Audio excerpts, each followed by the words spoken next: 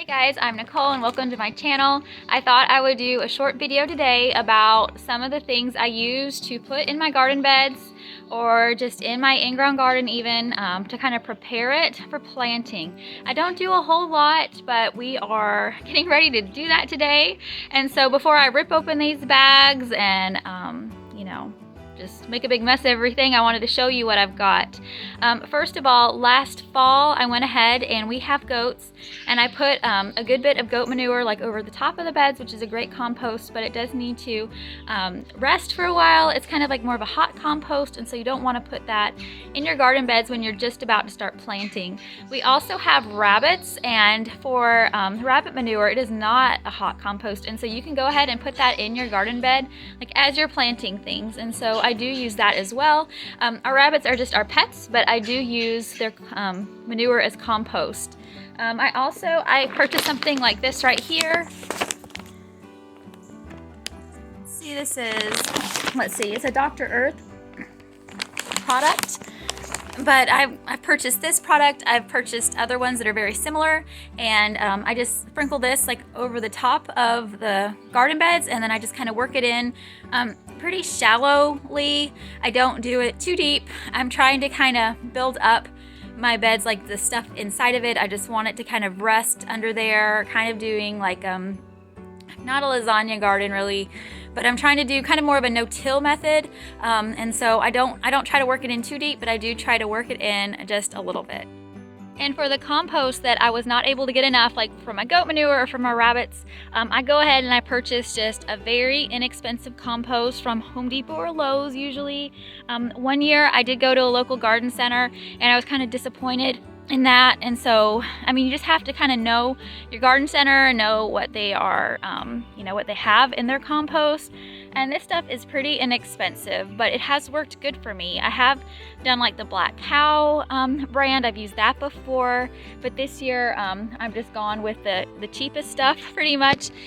For example, right here, this is like an evergreen compost and manure. I believe this is from Lowe's, and so if I'm at Lowe's, this is what I pick up.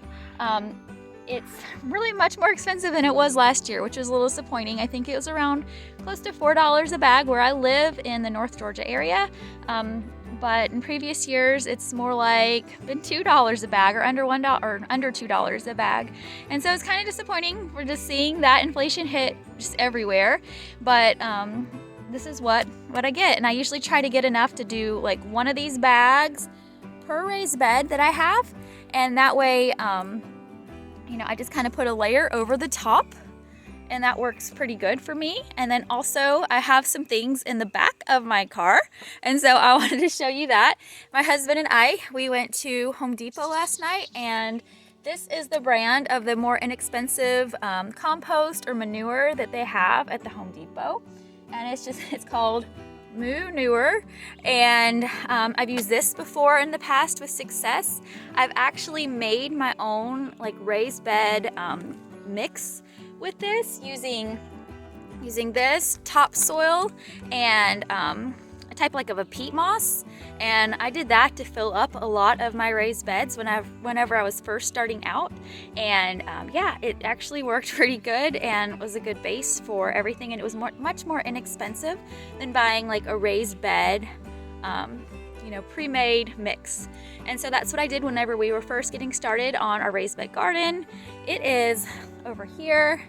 And so at the beginning we had 30 raised beds, and I think now we have like 34, 35 in there, and we made them out of fence pickets, like the 6-foot fence, privacy fence boards that you can get at Home Depot or Lowe's, and it was a pretty inexpensive way to do it. But to fill the raised beds in the bottoms, a lot of the time I would use like sticks, stuff like that would break down, and then I also tried to do like more of an inexpensive mix just to get myself started, because it's very expensive whenever you're starting a raised bed garden from scratch, and it has worked pretty good for us.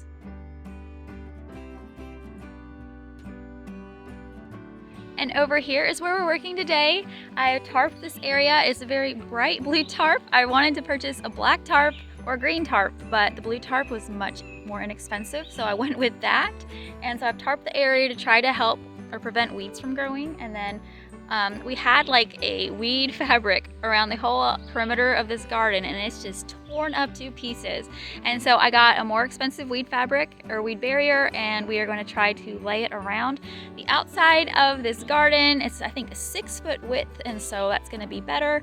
And then we're going to pull off these tarps. I'm going to remove any weeds that possibly is under there, and then I'm going to get started with adding the manure and the other fertilizers. And so I just wanted to show you guys this before I get started, and hopefully I can show you in a week or so what it looks like now. And so I'm really excited about this project, and it's really, I don't know if you can tell, it's like an overcast day. I hope it doesn't rain, but I think it'll be perfect for working outside in the garden. My husband's gonna help me, and yeah, we're just gonna see what we can get done.